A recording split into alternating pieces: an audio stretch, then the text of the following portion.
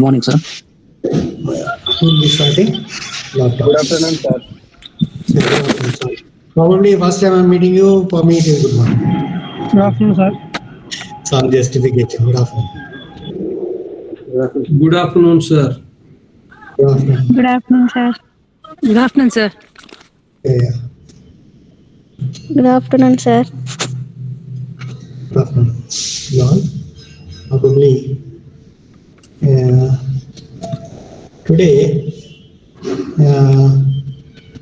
we will be dealing, that is general principles of liability. Liability. Can you be little louder? We are not able to hear you, sir. Okay. Liability.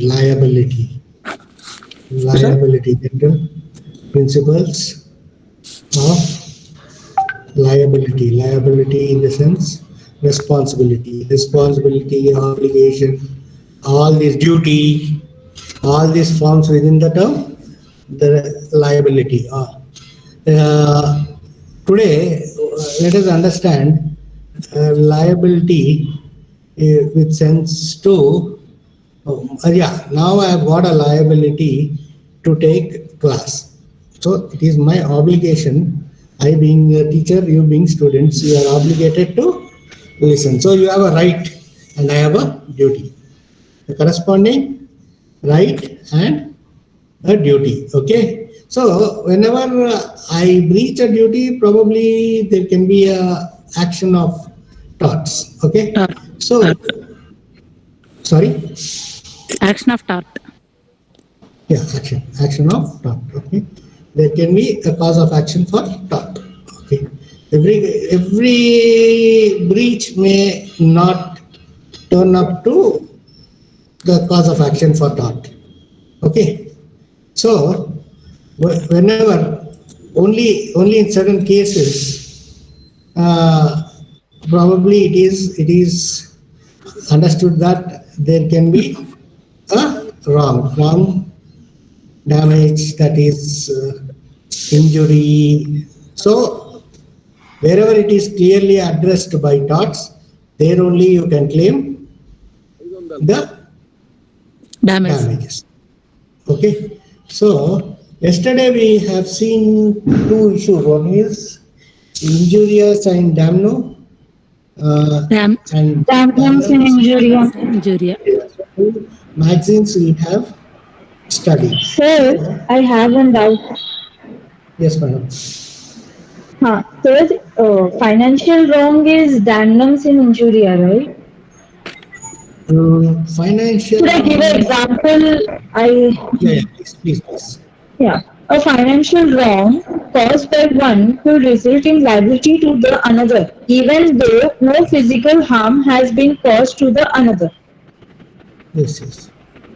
So when there, what is the right, legal right? You explain legal right in that statement. Right to claim what? Damages, no? He can claim for damages as he was financially. What is the right in that? In your statement, you have given that someone has extended financial in the obligation of a contract. If it is a contract, if there was a contract between them, so that contract forms within that other, he has a claim, right? Yes, he has. Within the contract, what you have to be more specifically, more clear, madam. Probably, I can give you in another example with regards to, see, I go purchase a product, and the product is found defective. Now, what right have I got? I have got You to can get it exchanged or refund. See, I have got a right to enjoy the product, right? Yes. Because of this defectiveness, I am not able to use that product, probably right to use. Is the right which is being affected. Both breach of contract, breach of trust, sir. Yes, madam. Absolutely. Clear finding. Breach of a contract, breach of a trust. So that is what we studied certain aspects. Do you remember? So within those aspects lies the law of tort. Are you able to clearly understand? Yes, sir. You have to clearly specify what right there is what right has been damaged. Okay, sir. Okay, ma'am? Yes, sir. So these torts are basically civil wrongs and are rights which people generally have against the whole world. So sorry, you have also learned about the privity of the contract. Got it? What does that mean?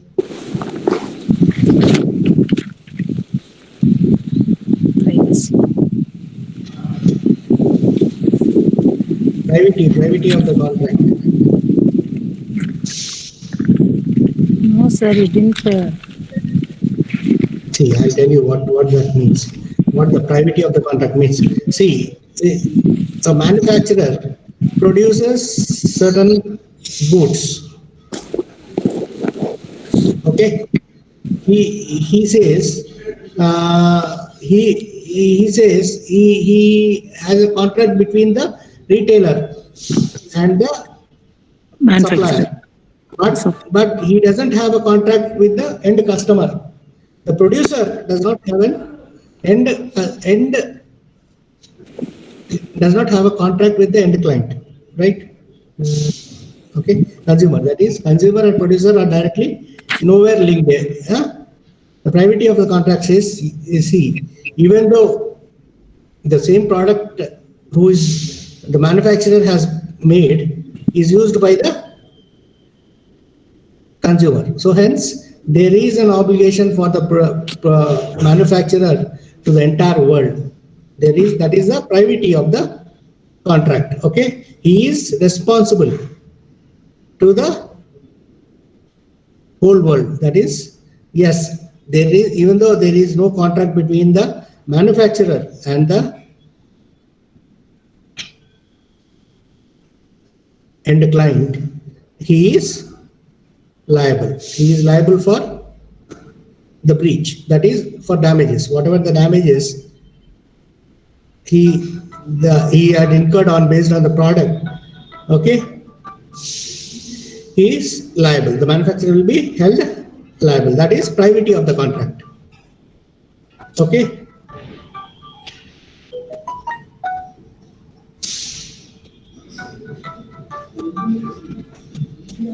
So hence, the privity of the contract is between the end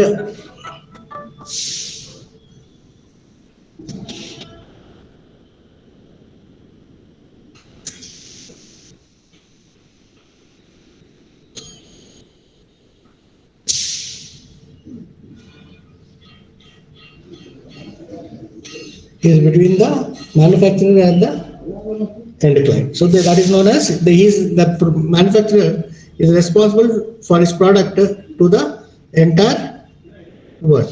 So that is known as the privity of the contract. Okay.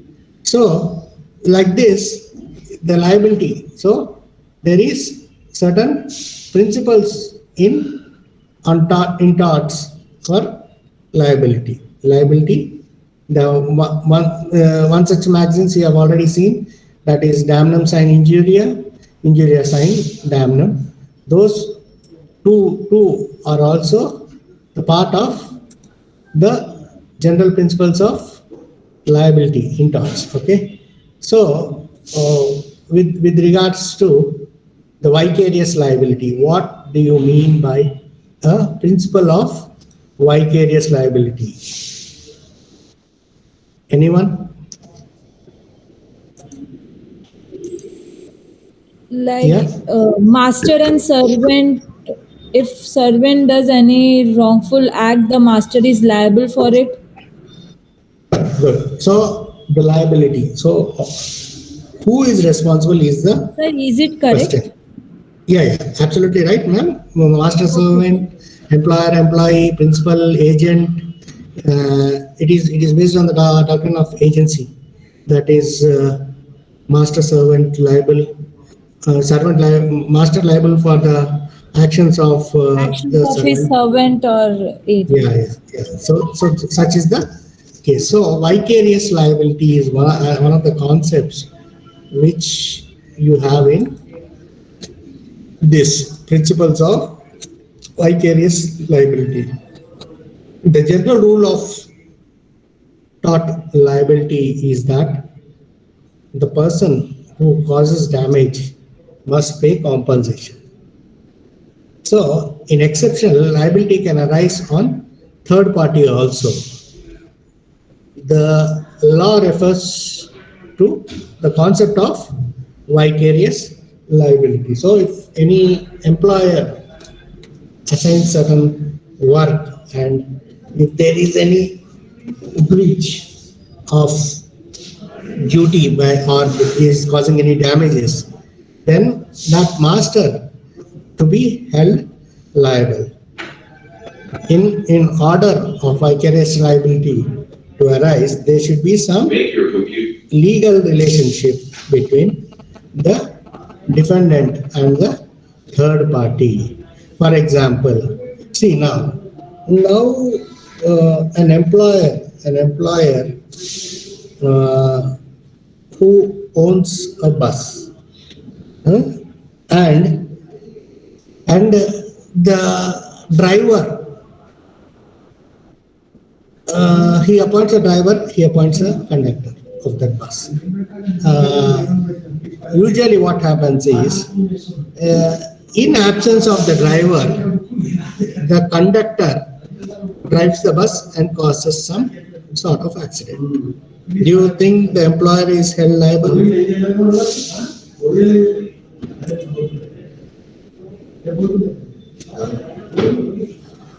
Yes. What, sir? Can you repeat? Sorry. I think See, there were glitches. Can you for repeat example, I'll again? give you, I'll repeat the example. A is the owner of a bus. A engages B and C. B as driver, C as conductor of the bus.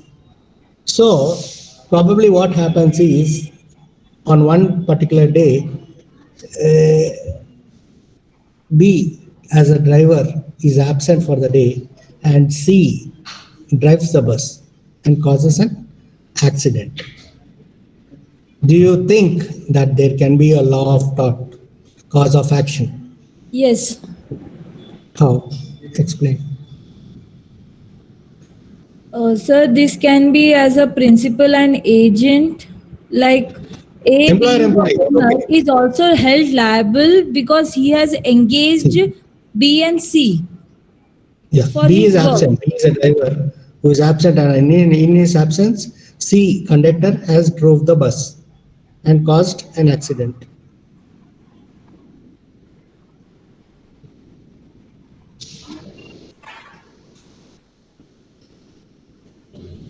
For this, owner is responsible for this, I hope so. That's what I'm telling you. How? You tell me. Because Explain, he, please. as a driver has an experience, but the conductor doesn't have an experience. He should not be Then, appointed as a driver in place of him. So, but employer is very clearly Economical saying, talks see, about see, on his own consequences, the conductor has drove the bus. I have appointed conductor as his duty is only to issue tickets, not to drive. Is the clear defense of the owner.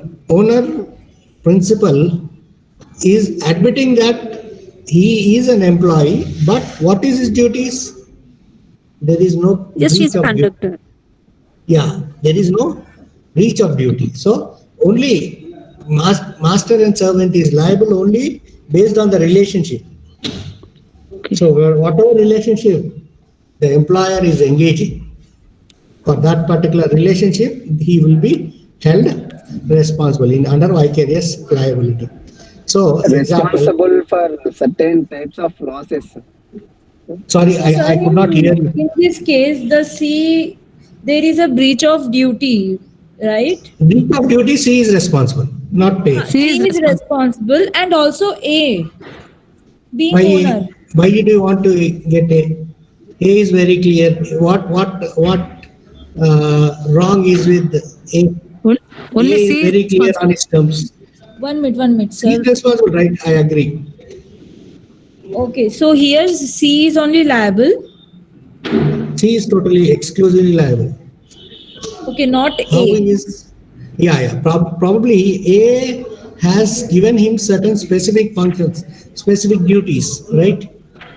Yes. When driver is not there, probably if A concerns and if A, you have to clearly establish if you want A to be made liable, you have to clearly establish that A drove him to drive the vehicle. Yeah. Acha, here A has not given the permission. Only C. No, A is silent on that. You don't have a A is statement saying okay. Hmm. A is clear. A is statement was very clear. A was only a simple owner. Got it, sir. But one point here is like when B should be driving the bus, why were the keys given to C? Because conductor's job is not to own the keys, right? So then B is also liable when he's giving the keys. See, that is how you have to establish because the relationship matters in the vicarious liability. The main you see when we say A is liable, as you said, the key he should have not given the key to the conductor. Yes. That is how you establish the vicarious liability. The vicarious liability means it can be a joint and several. It is dependent on the principle respondent superior. I will But say sir, that. vicarious liability tells that owner is also held responsible, no, for the wrongful act of his servant. Or When he is not permitting, no. sir, I can't hear you See, properly. I appoint you to do only Can this. others mute their Sir, can you say another audio? example, sir?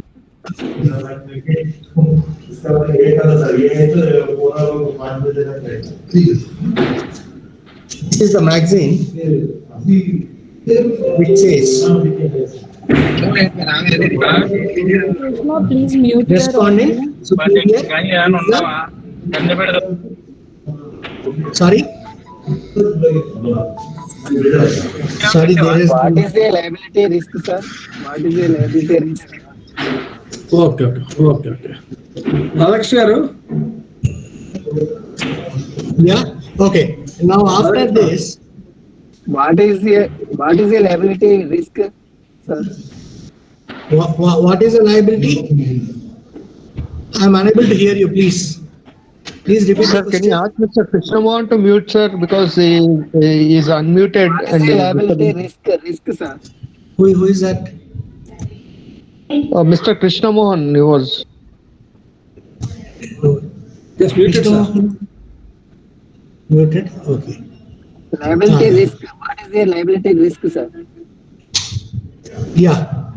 Now the magazine is that is respondent superior. So you need to take the defense that respondent superior is liable for any action of his agent, servant, whatever he is engaging.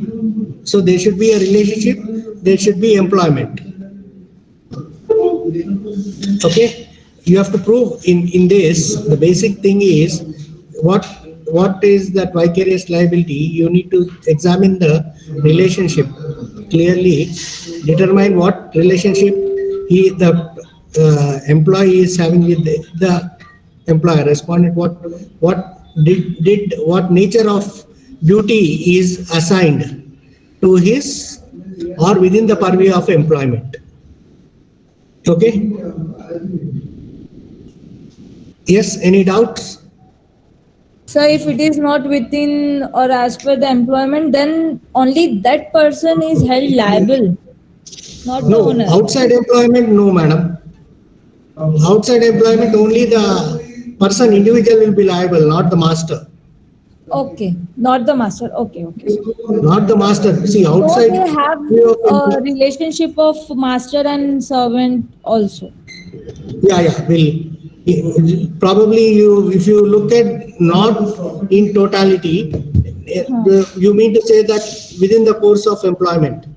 Yes, though they are within a course of employment, if that person performs any wrongful act, then he is only held liable out of his employment. That is what maxim respondent superior. See, Okay. what Huh. exclusive, see, in totality, within the course of employment is very wide, madam. Okay, sir. See, did the respondent, did the superior, did his master assign him that particular work, specific work?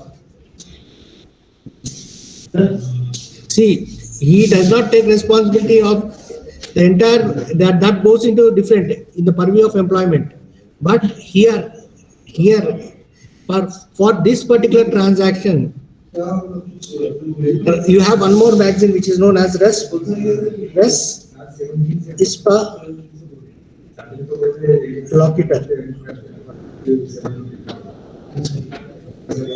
It means the thing itself speaks. So particular transaction only they are limited.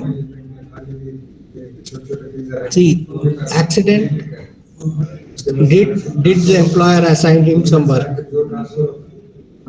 Okay. Beyond that, probably no. Okay, sir.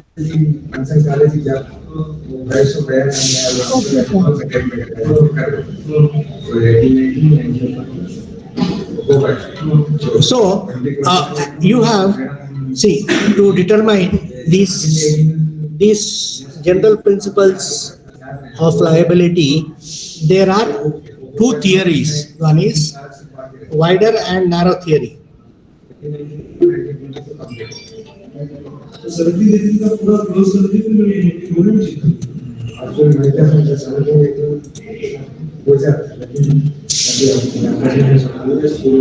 Let me just tell you, wider and narrow theory, all injuries done by person to another are taught unless there is some justification recognized by law. So this is one theory which supports that general principles of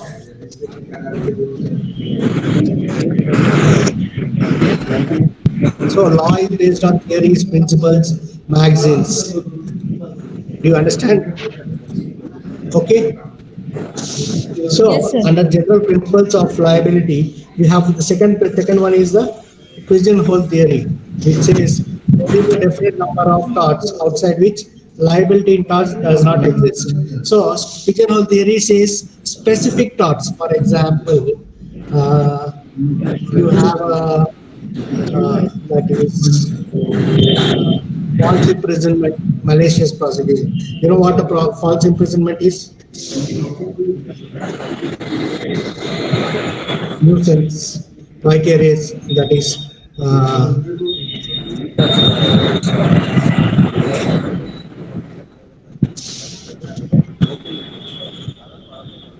hello?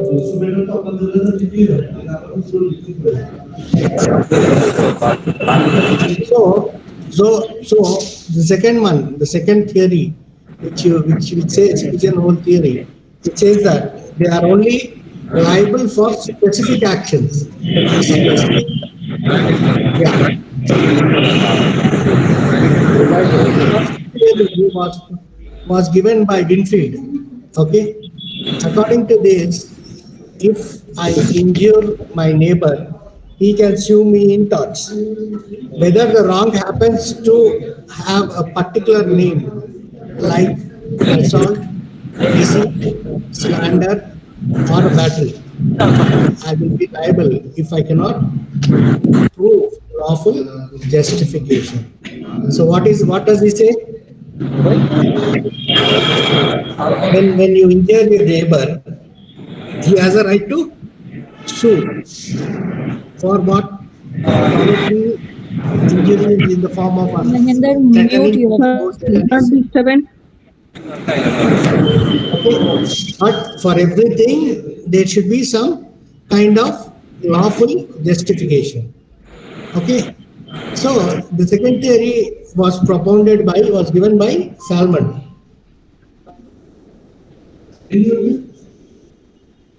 According to this, I can injure my neighbor as much as I like without fear of his suing me in torts, provided my conduct does not fall under the rubric of within the assault, deceit, slander, and any nominated tort. So, second theory is very clear. There has to be some specific circumstances, some act relating to the specific torts. Okay, then only there can be a action for tort. Did you understand? Huh? Okay, okay. Yeah. Okay. So, for example, trespass. Now we have taken. Excuse me.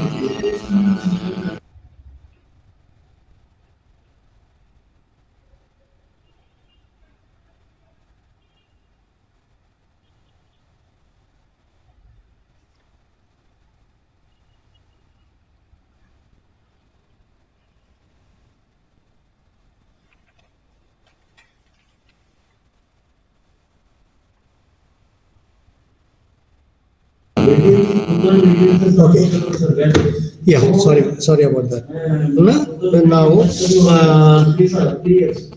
we are talking about the different kinds of liabilities which are responsible in law of torts. Okay. One is the vicarious liability. Okay, there are some specific areas where torts are applicable, like we have already seen some aspects, that is negligence, nuisance, what were there? Fraud, Others? misrepresentation. Okay. Trespass. Irresponsibility.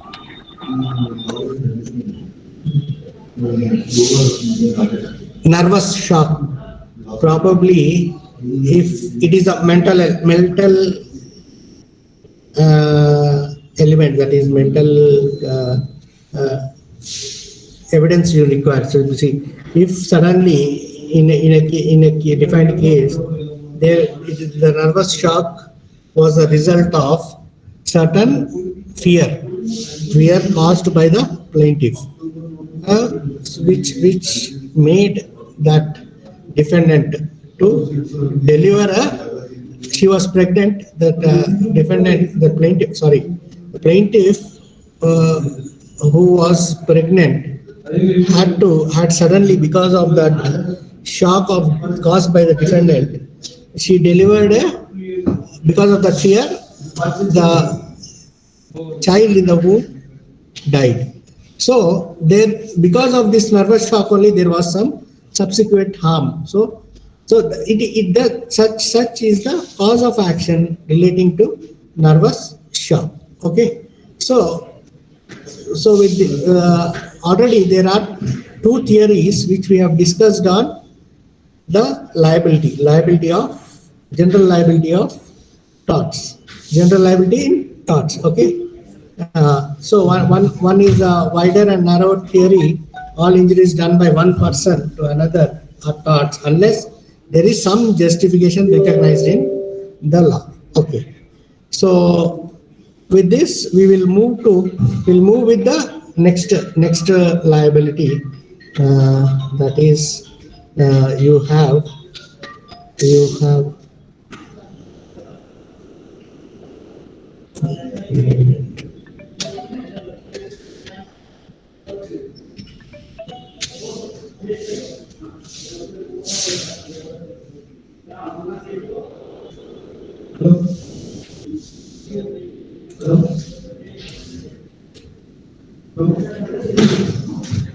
Okay, some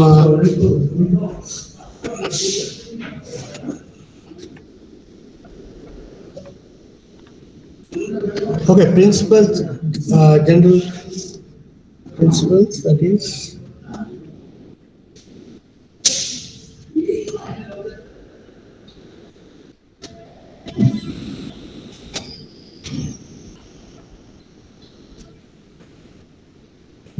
okay, there are two case laws which define the tortious liability. Okay, I will post this case laws for your convenience.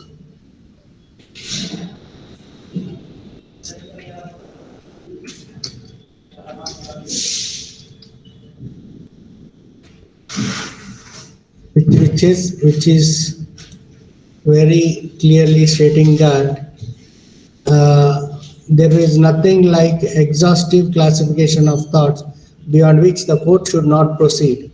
The new invasion of rights, if there is any sort of breach, that is invasion, that is taking over of the rights devised by human ingenuity, might give rise to new class of torts. Okay, there is no, that is particular, there is no exhaustive list. So new areas of torts you may also see. That is what is mentioned in this particular decision. Okay, so the law of torts has in main being developed by courts, proceeding from a simple problem to the present society, to those who are present in complex civilization. So there you will come across many such issues when you are in the society. When you see, this is the court which has decided based on general principles, based on these some general conditions in torts, the cause of action for torts is fault liability. Fault liability for torts depends on something done by a man which can be regarded as a fault. The reason that it violates another man's right. Okay, the fault liability, the fault liability.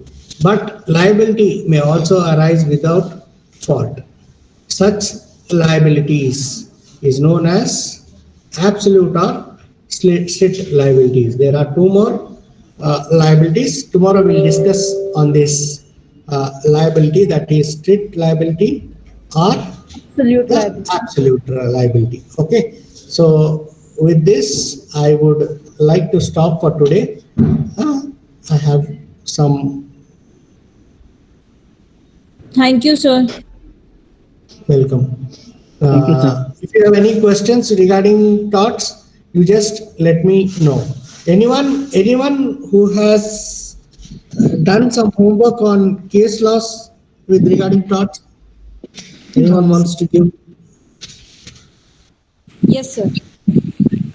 Yes, who's that?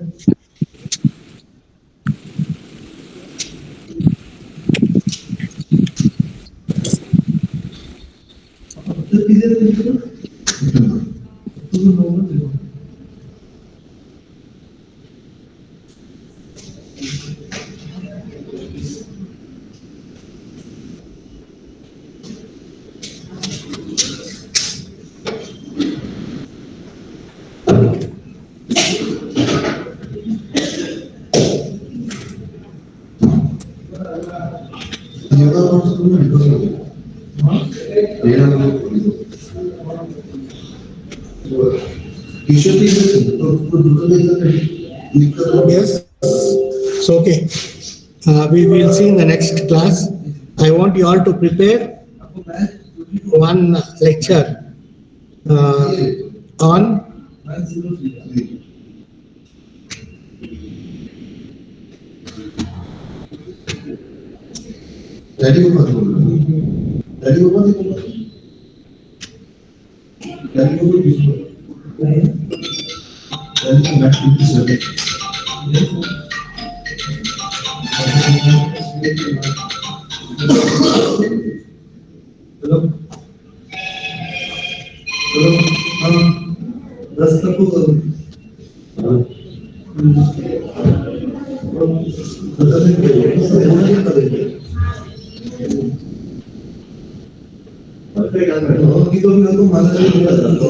Okay.